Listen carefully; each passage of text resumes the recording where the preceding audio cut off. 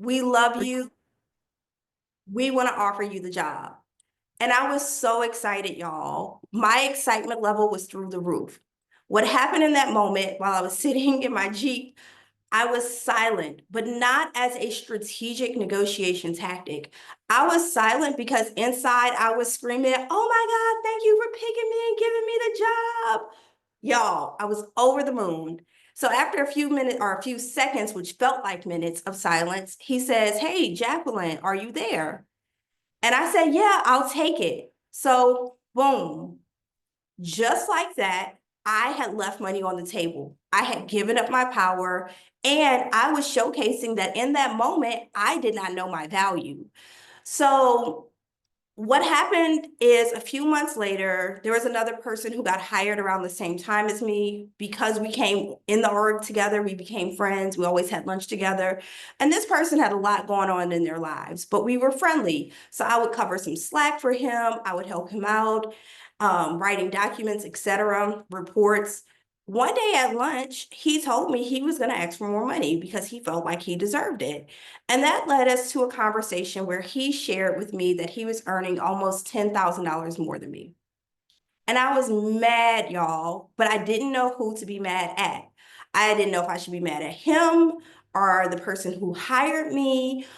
And ultimately, where I landed was I was mad at myself because I had an opportunity to ask for more and I didn't. I didn't because my nerves were rattled. I was too excited and I didn't have a game plan to be able to negotiate effectively. So that was the beginning of my negotiation journey, leaving money on the table, being in a place where I could not say, "Nah, I know my value." So in this workshop today, I'm going to give you this negotiation framework. Throughout our time together, I'm going to share with you some power phrases. Now, the power phrases are, some of them are just phrases and some of them are short sentences. So that's what you're going to get in the recap notes that I put together for you. So jot down what you want, but I'm not going to repeat them multiple times because I'm sending it to you word for word for you to use. And then I'm also going to give you some techniques to use for negotiating beyond salary, which I already saw in the chat is something that's important for you all. If you have questions throughout, make sure you drop them in. So, as I said, you need some paper because I got some activities for you. For those of you who have just joined, go ahead and grab something to write with. It's super critical. Don't skip this step because that's how we maximize our experience here for the next hour. By the way, did y'all know that if you don't negotiate, starting with your first job offer, you stand to lose over $500,000 over the course of your career? Now, that's research from Sarah Lasseter and Linda Babcock, and they talk about it in their book, Women Don't Ask.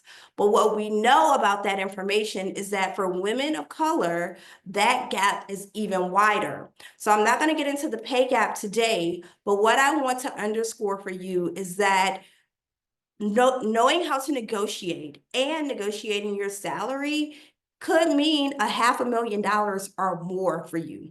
So let's hop into this exercise. For 2 minutes, and I have a timer here, I want you to write on a piece of paper, and don't be humble, y'all. I need you to be bold with this exercise. For 2 minutes, I need you to write on a piece of paper every skill that you have, every accomplishment you've had, and perspective that you bring to the table, okay? So I want you to write down every accomplishment, every skill, and everything you bring to the table.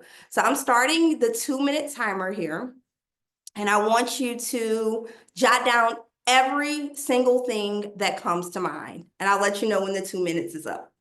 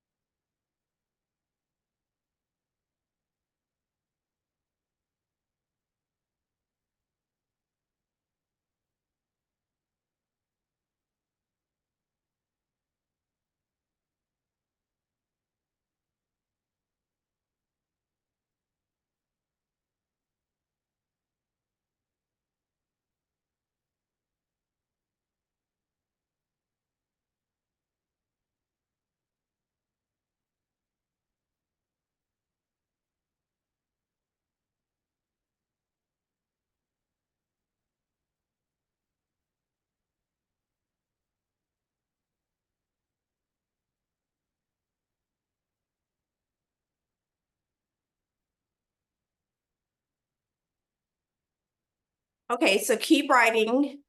And if you feel yourself that you want to stop, keep digging.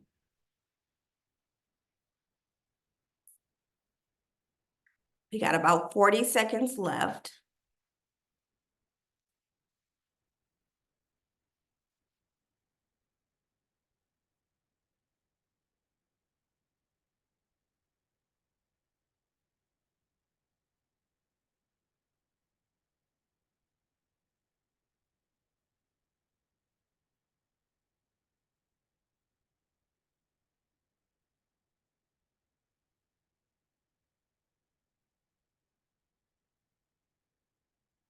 Okay, so keep writing those last few things that come out, but I want you to type in the chat if that exercise was easy or difficult for you.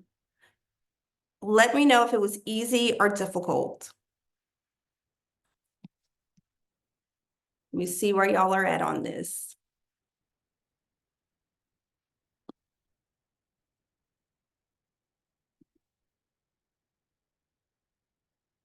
Okay. Some mid easy, some difficult. Okay. Um, just trying to think of everything. Yes. Easy-ish, mid. Okay, Susie, I see what you're saying here. Some aspects easy, some aspects hard. I see that again, not long enough. I need to think through it. Absolutely. For some, it was challenging. So here's the deal with this exercise of listing every skill that you have, every accomplishment, and everything that you bring to the table. For those of you who found that this was sort of difficult or it was easy-ish, think about when it's time for you to negotiate. Let's say you're going up for a performance review, or you have a new job that you're negotiating, and people are trying to justify the amount that they give you. If it's that hard for you as an individual to come up with your accomplishments of how you add value at work, it's even more difficult for those who don't know you as well. And I would dare to say, you know you better than anyone else. So what I want you to do is start bringing these things to the top of mind. Don't let this list stop here. I want you to think about this for a few more days and continue to add to that list. My hope for you is that within a week of thinking about this, you can list at least 100 things combined, skills, accomplishments, and perspectives that you bring to the table. Now, I've worked with some people and it's taken them 3 months to get there. So here's the cheat code of how you can start to recognize your value. Go back through your performance reviews, go back through your emails, and start finding things that, yep, I can find that, Michelle, give me 1 second. Start listing out things on that sheet where you might be discounting yourself, where for you, it's something, a skill that you've developed over time that now it's easy and you write it off like, oh, anyone could do this. Oftentimes I find, especially with women leaders, is that we're so quick to be humble because of how society has conditioned us that we dismiss a lot of our value. And when you're at work and you're telling people, oh, that was easy for me, no big deal. Oh, that was, don't thank me for that. What you're telling people is that you're not adding value at work. So fast forward, when it's time for a promotion or raise, or even going into a scenario where you're looking for a new job, if you're dismissing your value, others will too. So I'm going to give you some power phrases to shift that. But let me get to Michelle's question really quick. She asked me if I can define perspectives a little bit more. So the perspectives are the unique lens that you bring to the business. I like to think of this also as transferable skills. So if you worked in an environment or an industry that was different, and so you're approaching problems or challenges and you're thinking about solutions in a different way, list that. For example, if at one point of your career you were a teacher, and now you work in corporate strategy, the way that you explain things might be a little bit different than those who have always worked in corporate strategy. So that unique perspective is something that gives you an advantage and something you bring to the table. Okay, so That's what I mean by perspective. So my time is running short, so I can come back to this in an after party, Michelle, if you need me to, just let me know. But I want to keep it moving so we can get through our full agenda here. Now, here's a mindset shift I want you to be aware of. Negotiation is not about greed. I hear a lot of people tell me when it comes to us working on their negotiation strategy that it's not about the money for them.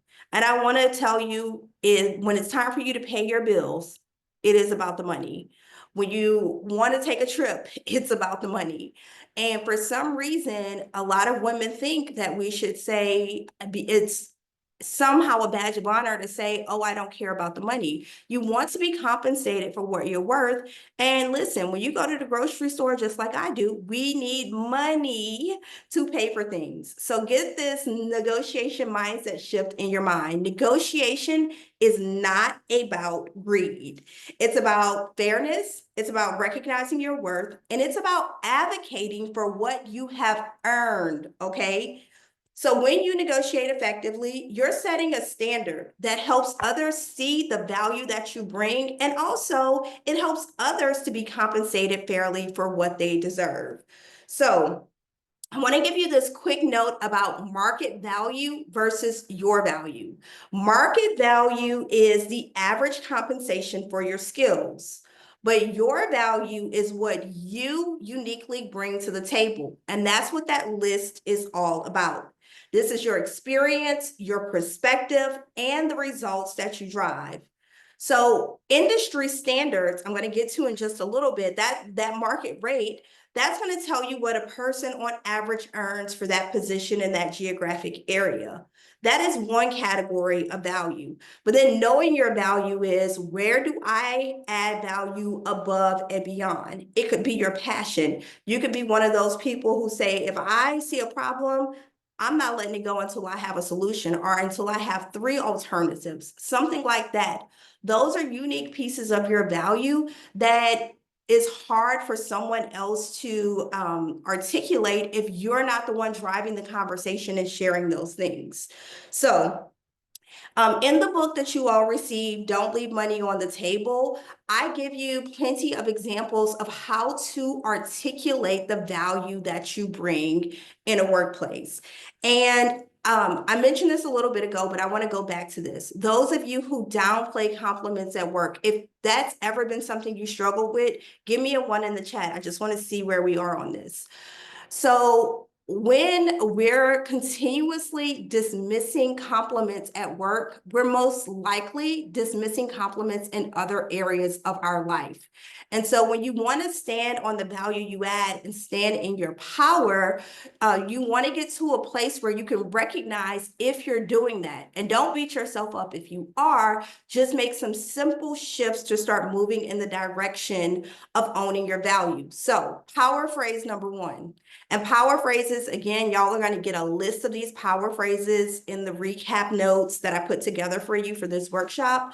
But power phrases are statements that you can use that are going to help you to show up as the most confident version of yourself. Some of these power phrases are short and some of them are a bit of a sentence. What I want you to do is do not repeat these power phrases word for word. Put your own spin on it. Use your own vocabulary, okay? So power phrase number 1, if someone gives you a compliment at work, instead of saying, oh, that was easy, you don't have to thank me, say, thank you for recognizing the value that I add. Or you can say, I pride myself on doing well.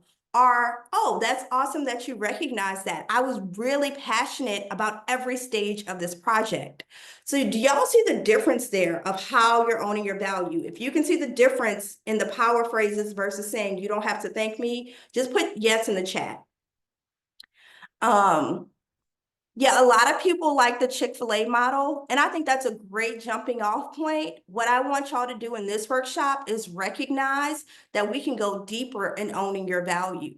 Because when you start using words like, oh, thanks for recognizing that I was strategic about every part of this project, then what people are going to say about you is, oh, yes, she's strategic.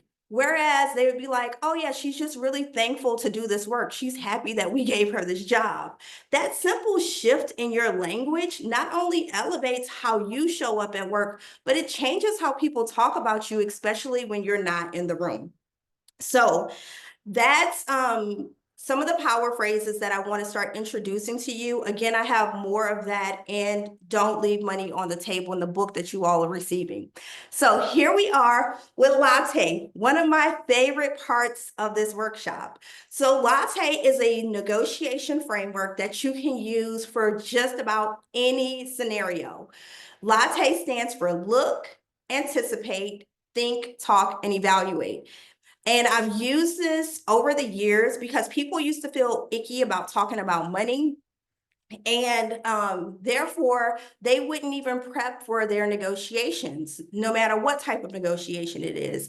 Now, I've used the Latte framework not only to negotiate project rates, salaries, I use it to negotiate a car. I've also used it to negotiate lease agreements for my offices. So again, you can use this in just about any scenario. Latte is like an energizer, just like I took this shot of coffee in front of y'all a few minutes ago, and it's boosted my energy. Using this framework can boost your energy in negotiation, but more importantly, boost your confidence. Now, here's the thing. If you've ever been to Starbucks and you've been behind somebody who's like, I want a venti macchiato with oat milk, with 2 shots of espresso, with a caramel pump, with a vanilla pump, and you start to roll your eyes like this person is doing the most. You can take this Latte negotiation framework and add the same customizations. In fact, I encourage you to customize the mess out of this so that it sounds like you. I don't want your negotiation strategy to sound like me. Michelle says, such a blessing, Jacqueline. Thank you. Mass layoff at my former employer. Okay, yay. I'm happy, Michelle, that this is already being helpful for you. So let me keep going with Latte. The key to this working for you is that you want to start adding in your own customization. So let me break down the foundation for you of what Latte is so you can start thinking about how you put your own spin on it. Number one, look at the details. This is where you're going to do your research. 80% of your negotiation is going to be done in the preparation phase, okay? The more you know, the better informed decisions you can make throughout the entire negotiation process. So, for an example, if you're negotiating for your salary, you're going to gather the market rate. That's what a person earns in a specific area with a specific skill level, okay? Where do you get this data from is the big question. I don't want you to do a quick Google search and see what number comes up first and go with that. You want to dive deep, and I want you to pull at least 2 to 3 sources so that you can have an accurate range of the market rate. So some of my favorite tools are payscale.com. I like Glassdoor, LinkedIn Salary. But if you want to know my secret, where I really love these apps, it's called 2 apps. One is called Blind, BLIND, the Blind app, and the other app is the Fishbowl app, okay? The reason why I like those 2 is because you have to have a professional email to sign up, so no Gmails, no AOLs, no Yahoo, okay? You have to use a professional email, but once you get into the platform, you can just be consultant number 672, all right? So there's a level of anonymity in them. And once you get into the chat rooms, you can say, hey, I'm interviewing for a position at this company. Here's the title. I have XYZ years of experience. These are the things that make me unique. What salary should I be asking for? Because there are a lot of consultants in both of these apps, hiring managers, recruiters, you get some real tea, okay? Michelle, I'm gonna come back to you with just 1 second with an answer to that. So when you go into these apps, you're able to dive deep and get some really good insight. Michelle says, what if you're unemployed and you do not have anything other than a Gmail? You won't be able to get on the app. So if you're looking for a workaround, you can buy a URL and set up an email for that URL. So for instance, you can buy mecarter.com, and then just set up your email address as info@mecarter.com. It's going to cost a little of investment. The app is free, but you do have to have that professional email. So just FYI for that. Okay, so that's look. Step number one, look at the details. The other thing that you want to do is you want to gain insight into the company. So look at, if it's a publicly traded company, listen to their latest earnings call.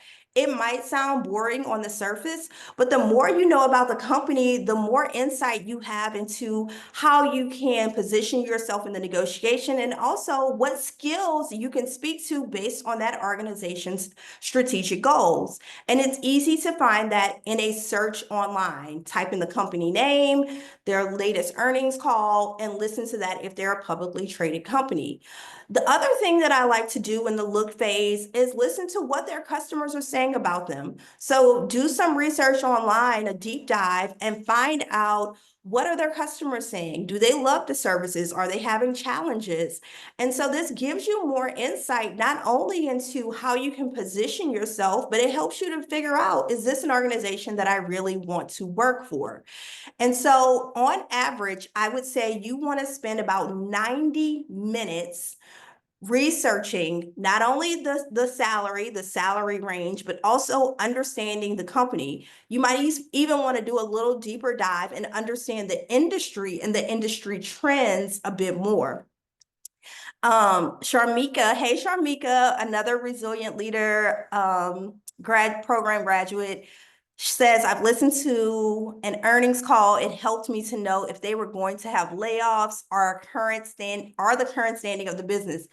Absolutely. You can see if there's a different strategic direction happening, which is why I highly recommend that you do that, okay? So minimum 90 minutes on the look stage. Look at the details, y'all. Again, 80% of your negotiation is going to happen in the preparation phase. That's because the more you know, the better informed decisions you can make. Now, let me give you a power phrase for look. Okay. Again, this is going to be in your workshop recap book, so you don't have to write this down word for word. But the power phrase here is, I've done my research on the market standards and I understand the value this role brings to the organization. Can we look at how my contributions align with that? Okay. Y'all, that shows that you are ready. That sets you apart from other people who might be interviewing for a role. And I also have a note here. I wanted to tell y'all about this. When you're looking at the details, it's not only in the prep, it's also real time. So when you're speaking to someone, pay attention to the nonverbal cues, like their tone of voice if you're speaking to them over the phone. If you're in person or you're on a video call, pay attention to their body language because it reveals a lot. So those subtle details, just peep them. You don't have to like stare or anything, but be aware of those things because it can help you adjust your strategy. And it helps you to understand when you want to share a little bit more about something, or maybe you were talking too long and that person's drifting off. Those subtle things can help you readjust real time in a negotiation and help drive the conversation forward. So I want to go to anticipate. Anticipate is the second part of the negotiation latte framework. In the anticipate phase, you want to look for opportunities as well as challenges that you may face.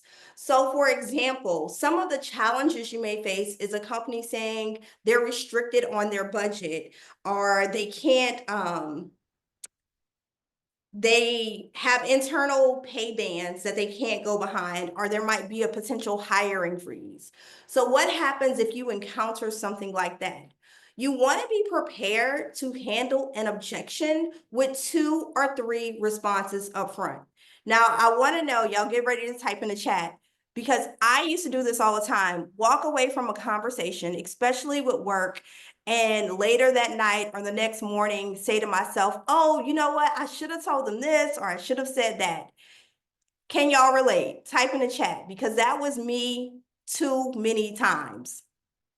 Let me see, am I alone here?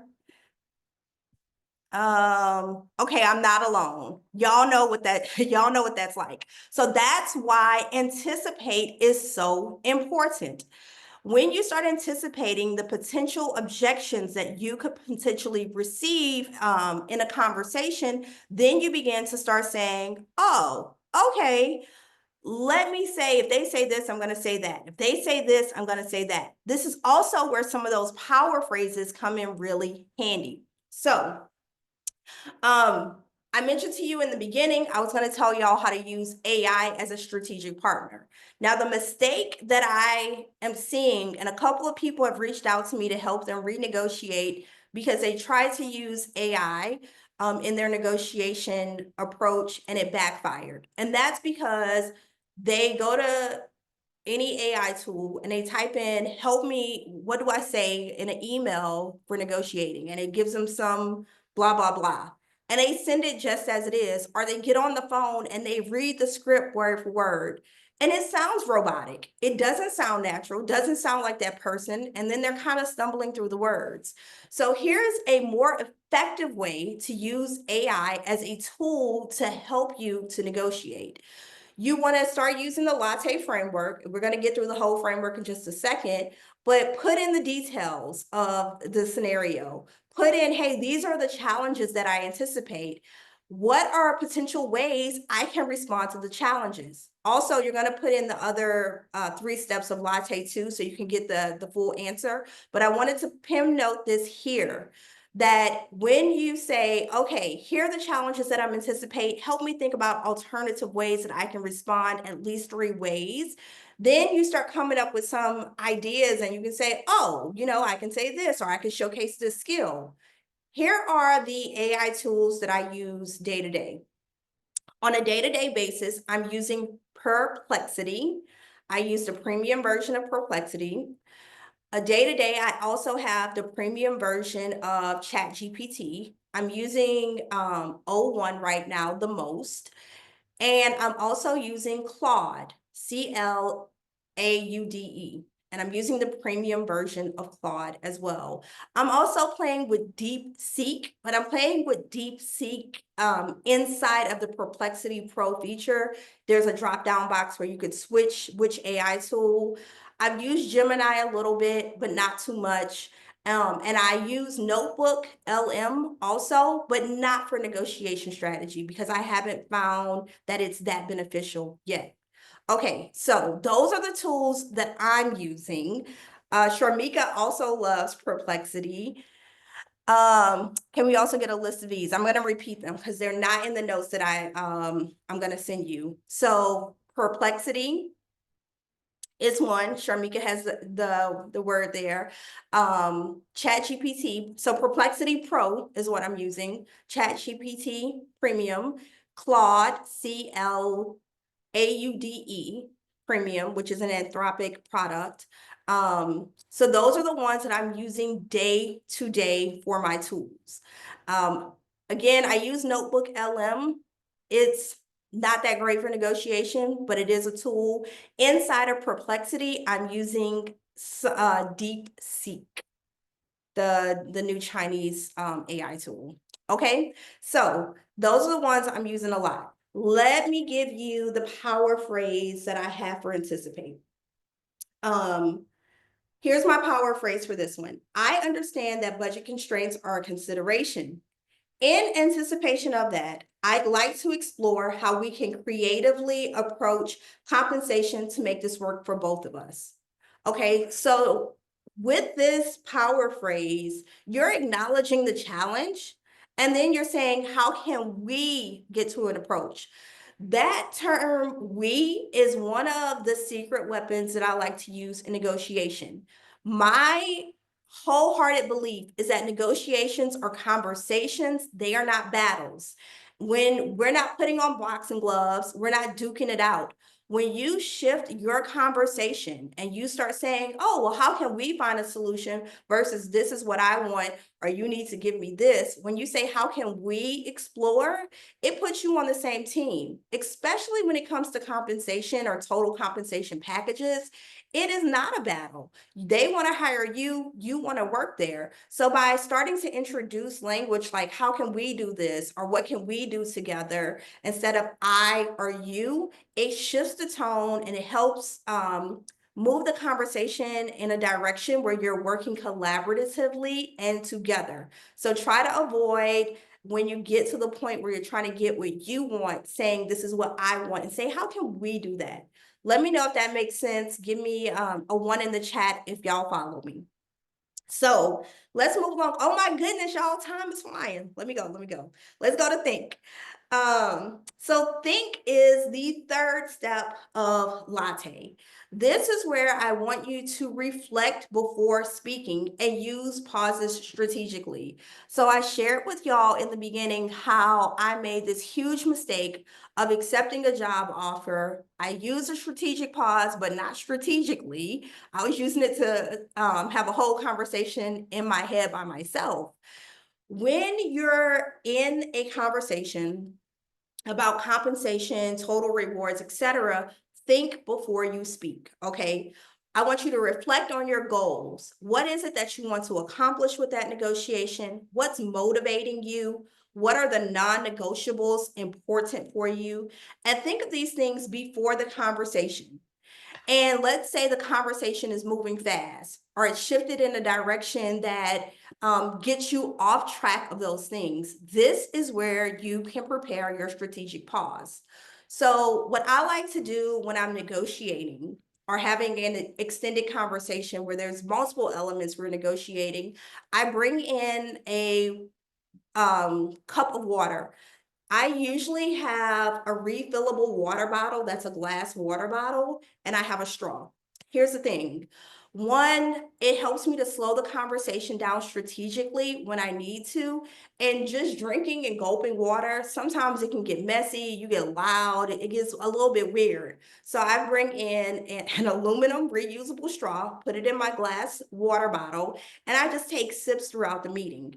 When the conversation shifts off track, I know I can simply lean over and take a sip of water.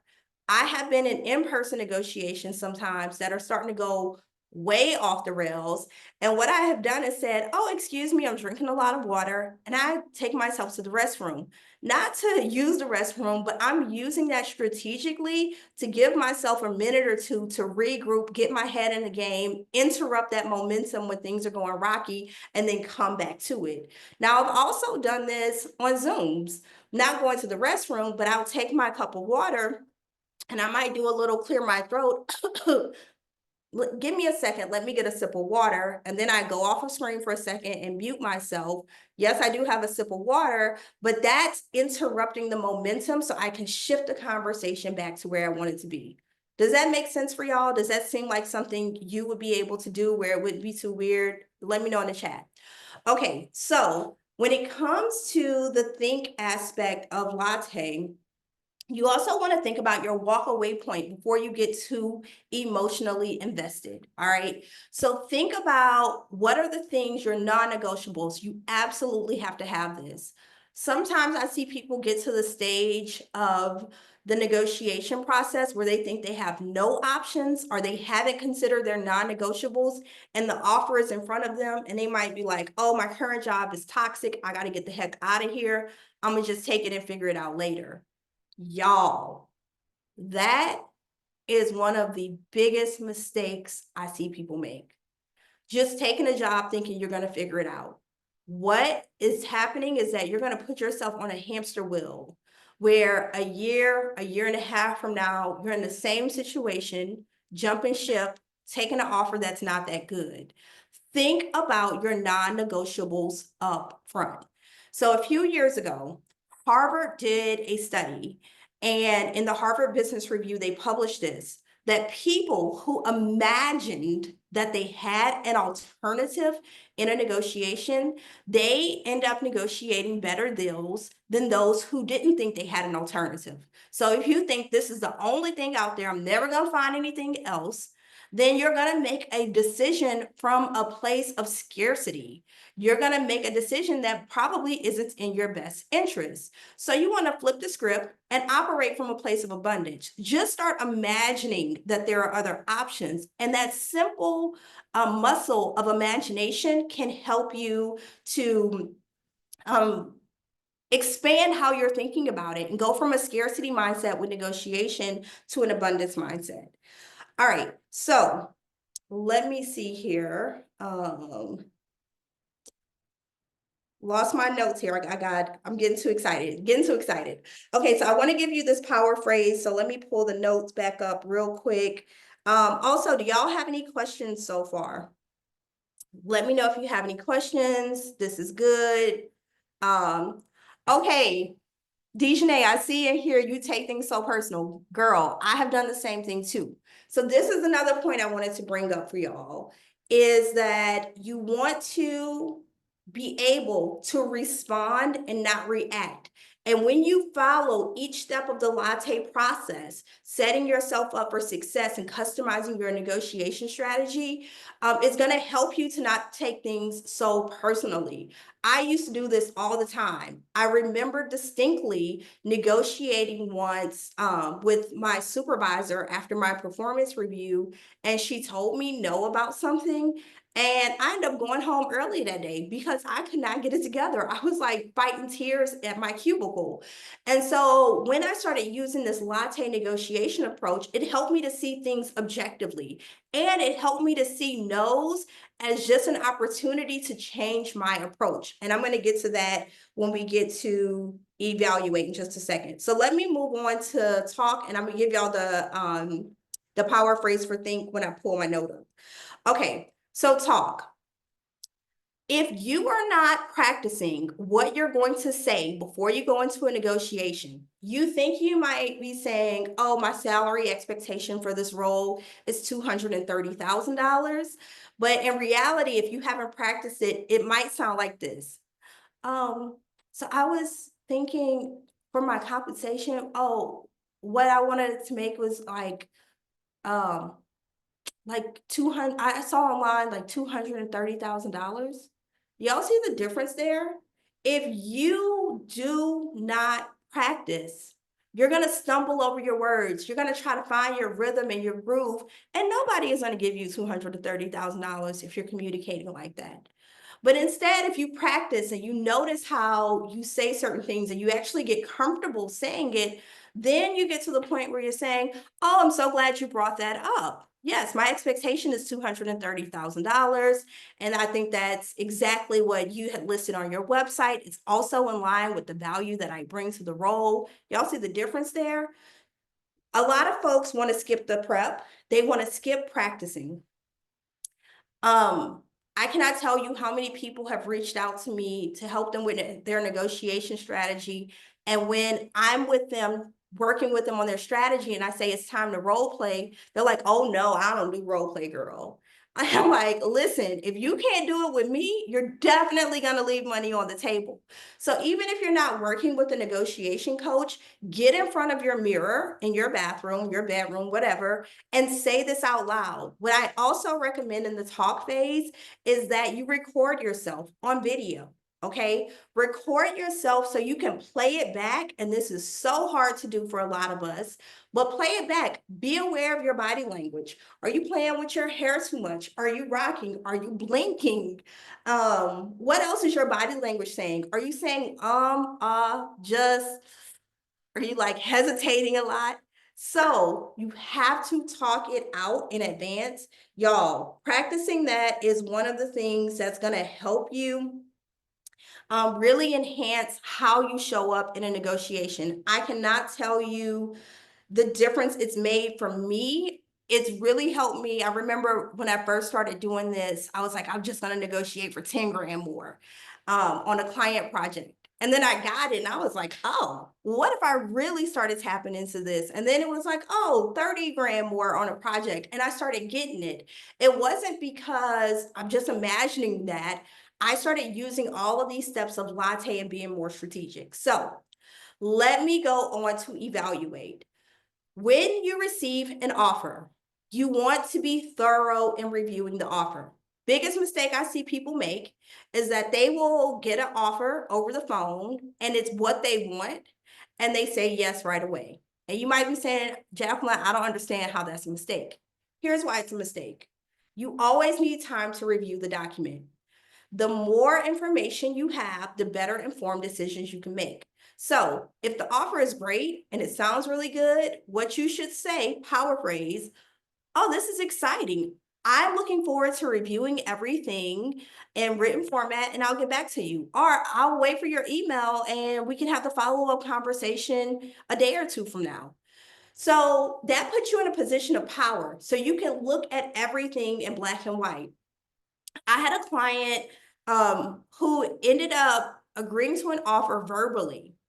And then she got the package and the amount in the package was even more than what she agreed to verbally. So she signed that thing quick and she sent it back. And then they called her and they were like, oh, we made a clerical mistake. Her case is very unique where the amount was more, but I have also seen way too many people sign offers really quick that didn't have everything that was promised to them in the interview process or the verbal offer. The rate has been lower and they signed things too quickly. And it's really hard to renegotiate those. It's definitely possible, but it's harder to negotiate. So when you get a verbal offer, pause for a second. Read everything, and then you can decide if you're going to accept it, if you're going to counter, if you're going to walk away. Okay. If you move too fast, you take those options away from yourself. And I want you to be able to be in a position of strength and power and say, nah, I know my value, or yes, I know my value. I'm going to move forward, or negotiate whatever terms that are necessary for you. So I'm going to move forward just for the sake of time, but let me know if y'all are tracking. If y'all are tracking where I'm at right now, give me a 1 in the chat. Okay, so let me drive forward. I want to give you some scenarios. Y'all are with me. Cool, cool, cool, cool, cool. Okay, good. Okay, so let me give you 3 scenarios. I'll run through these pretty quickly of how you can apply the latte framework to your negotiation. The first one is pushing back on initial salary offers. So for instance, let's say you get an offer for $85,000, but your research has shown you and your experience indicate that you should be getting somewhere around 100. Here's the power script that I want you to use. And y'all, this is one of those longer ones. Can I please take a look at my question? What do you mean there, Michelle? Give me a little bit more context. Okay, so power script for pushing back. Thank you for the offer. I'm excited about the position and the opportunity to contribute to your team. Based on my research and the value I'll bring through my experience, and then say something specific here, the market range for this role is about $100,000. And then proceed by saying my success in, this is where we come back to that beginning 2-minute exercise where you listed all of your strengths comes in handy. My success in, fill in the blank, demonstrates I can deliver exceptional value at that level. Can we discuss adjusting the compensation to better reflect the experience I bring? So that's a way to push back. What we're doing there is we're bringing the receipts. We're talking about the value that you add. And that's really important that you have those things and you're able to articulate it clearly. Now, if you just say, oh, well, that's not what I saw online, then you're going to have a completely different discussion. It's not going to be about the value that you bring. It's not going to be about how you can help the organization hit a goal. You're going to be talking about some rando data that was found online. So bring in the data, bring in the receipts, and shift the conversation forward, okay? And then how do you handle pushback if you get pushback on this? If you get pushback, one of the things that I would say is, I understand budget constraints are important. Perhaps we can discuss performance-based structure where at 90K, I start at 90K instead of 85, but we review it in 6 months and it's tied to specific achievements. Keyword here, specific achievements, okay? So that's how I would handle pushback. What this does is it emphasizes that you've done your research. So going back to Latte, you've looked at the details. You have anticipated the challenges that you may face and you have a response to it. That's how we're moving through Latte. When we go through the think about the walk away point, if they come back and say, no, sorry, we can't do that, that's a personal decision where you say, this is my non-negotiable, not gonna move from that. But it also demonstrates that you know the market data and you know the value you add by talking about your specific achievements. Michelle, I see your question here, and I'm gonna get to that in the after party because yours is super personal. So I'm gonna answer your question when we wrap up the formal presentation. I'll hang over and do the after party. So let me move to scenario number 2, negotiating a promotion. So let's say you have been asked to take on leadership responsibilities without formal recognition or a compensation adjustment. In this case, here's the power script that I would use for that scenario. Over the past however many months, I've taken on additional responsibilities, which included, and this is where you get specific, and these contributions align with the responsibilities of, and that's where I want you to put in a position title, okay? Which typically carries compensation in this range. And I like to discuss formalizing my expanded role and ensuring my compensation reflects these contributions. So when you go in with a power script like that, and you go in with the phrase, again, we're going through all the elements of Latte. Now what you're doing is you're not just saying, well, I want this because I'm doing more work. What you're saying is I'm demonstrating results. And if you notice in there, the vocabulary that I'm using of I've taken on additional responsibilities, and then these contributions, those are words that you want to be able to use. This is not the time to be humble. Like, oh, I'm happy to do this. I was just hoping. Do not use just hoping. I just wanted to say, just is probably the worst word that I hear people say in a negotiation because it doesn't show your strength. It's really downplaying it. So try not to use that. And then the third scenario, negotiating beyond salary. If the company cannot meet your salary expectations because of whatever reason, I would acknowledge the constraint. So sometimes I'll say something like, I appreciate the constraints around the base compensation.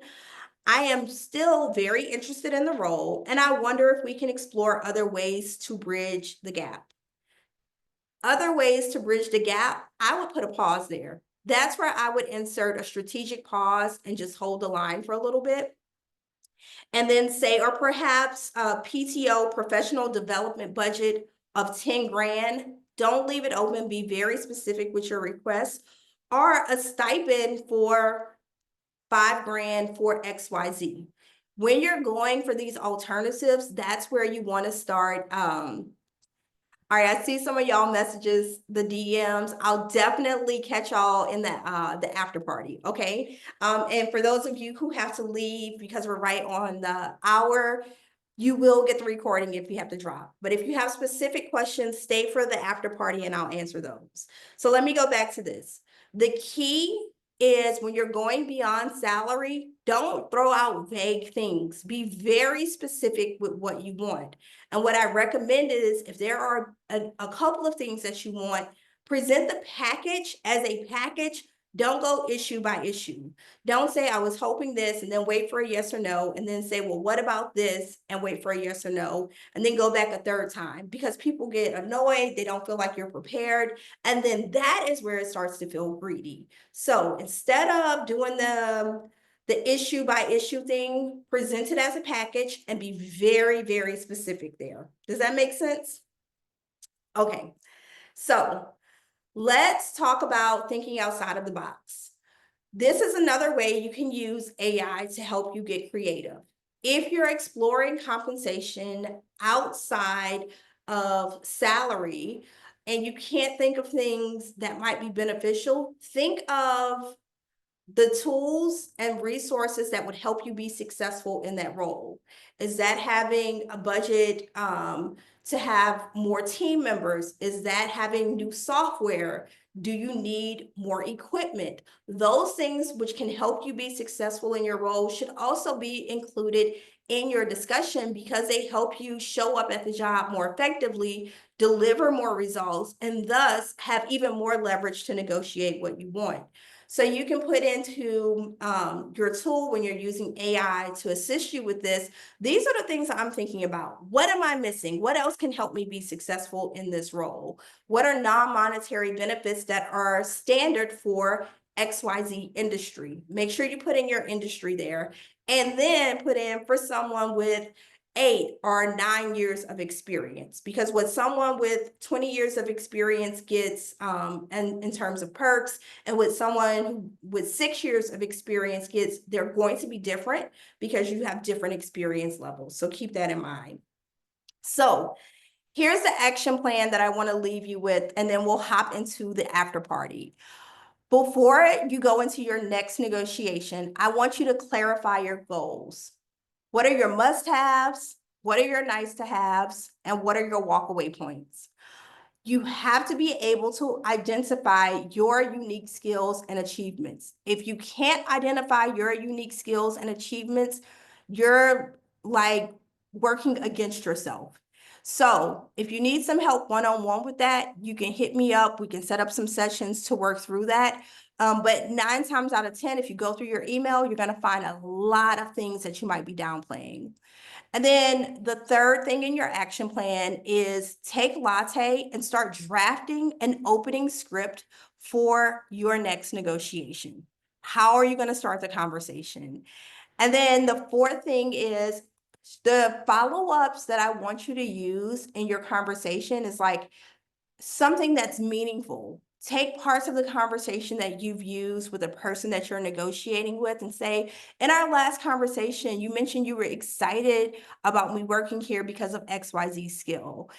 I just want to touch base with you and see if we can continue that conversation versus saying, hey, what's going on? Okay, so we are right at time. I know I had to zoom through some of those parts with y'all today. So let me come in. We're gonna officially do Q&A and the after party. Yay, I'm glad this was a great session. So yes, so if you have a question, you can type it in the chat or you can come off of mute. We are officially in the after party, and I'm gonna stop the recording for the after party. So you can feel free to ask questions that are specific to you.